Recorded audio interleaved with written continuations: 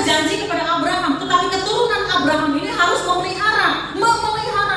Dan bagi orang-orang yang memelihara, Allah mengulang-ulang janji tersebut. Dan salah satunya adalah kepada Daud. Allah mengulang kepada Daud janji-janji tersebut. Dan kepada raja-raja di bawah Raja Daud, Allah pun juga mengulangi janji-janji tersebut. Dan kita, orang-orang percaya kepada Yesus, orang-orang yang percaya kepada Yesus, mewarisi janji-janji Allah. Dan kalau kita menghargai, menghormati janji tersebut, kita memelihara janji tersebut sedemikian dan mentaatinya, maka Allah akan mengulang dan mengulang janji tersebut kepada saudara dan saya. Amin. Ya, jadi saya mengharapkan hormati kekristenan saudara. Jangan jadikan kekristenan kita itu hanya sebagai agama. Itu gak akan menyelesaikan apa-apa. Jadi pertama-tama ya, hormati dulu.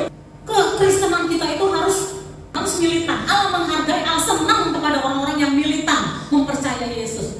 Sekalipun keadaan kita kadang-kadang terpuruk, sekalipun kadang-kadang kita tidak bisa melihat berkat Allah, sekalipun kadang-kadang kita merasa ditinggalkan oleh siapapun, bahkan kadang-kadang kita bertanya, Tuhan di mana Engkau? Tetapi mari hargai perjanjian dengan Allah. Ya, karena kita orang percaya sebetulnya adalah terhisap ya kepada perjanjian Abraham ini. Itu sebabnya dikatakan bahwa kita adalah keturunan Abraham secara rohani. Ya, jadi yang pertama-tama hormati. Ya, baik. Yang selanjutnya, Allah mengikatkan perjanjian dengan Abraham. Dan perjanjian itu menyangkut pada anak cucu keturunan daripada Abraham. Dari satu orang Abraham dan istrinya, akhirnya menjadi keturunannya menjadi banyak.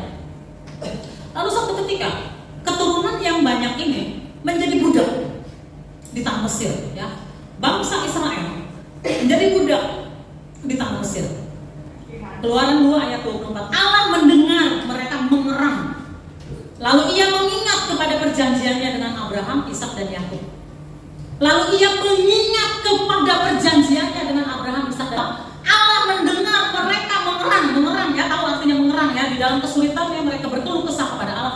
Allah mendengar, Allah menjawab, dan Allah memberikan solusi kepada mereka. Kenapa? Apakah karena perbuatan baik mereka? No. Apakah karena usaha mereka? No. Tetapi karena Allah mengingat perjanjian. Nah, saya mau mengajarkan, saya berdoa, Tuhan tolong supaya setiap kali menyadari, mengerti, menghormati apa arti perjanjian dengan Allah. Bukan berarti silahkan kita berbuat jahat, bukan berarti silahkan kita berbuat semau-maunya, bukan. Ya, beberapa waktu yang lalu saya mengatakan orang dunia berusaha berbuat baik supaya masuk surga. Nah, kita kebalikannya, karena kita sudah diselamatkan, maka wajib kita mengejar kesalehan. Ya, minggu lalu kita mengejar kesalehan kita. Ya, hidup kudus, ya, mengejar kekudusan kita, ya, mengejar kesalehan kita. Kenapa? Karena kita sudah dibenarkan, kita sudah menerima hidup kekal. Nah, kalau kita adalah orang yang mengikatkan diri di dalam perjanjian dengan Allah, maka Allah pada satu waktu, pada waktunya Allah akan mengatakan, aku mengingat perjanjianku dengan engkau, maka aku akan menolong masa lalu. Ini adalah janji Allah yang luar biasa. Mungkin keadaan membuat kita terpuruk. Kalau kita menghargai perjanjian, kita ingat perjanjian dan kita memeliharanya, maka satu ketika Allah berkata, aku mengingat perjanjian antara engkau dan aku. Oleh karena itu aku akan memberikan jalan keluar. Oleh karena itu aku akan mengangkat engkau. Aku akan memberkati engkau. Aku akan menyembuhkan engkau, memulihkan. Para orang tua, jangan bermain-main dengan imanmu. Hai para orang tua, jangan bermain-main dengan imanmu.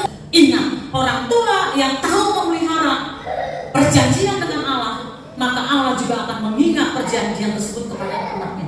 Luar biasa kan? Hormatilah perjanjian dengan Allah. Saudara yang percaya kepada Yesus, saudara terhisap di dalam perjanjian dengan Allah. Saudara dikatakan keturunan dari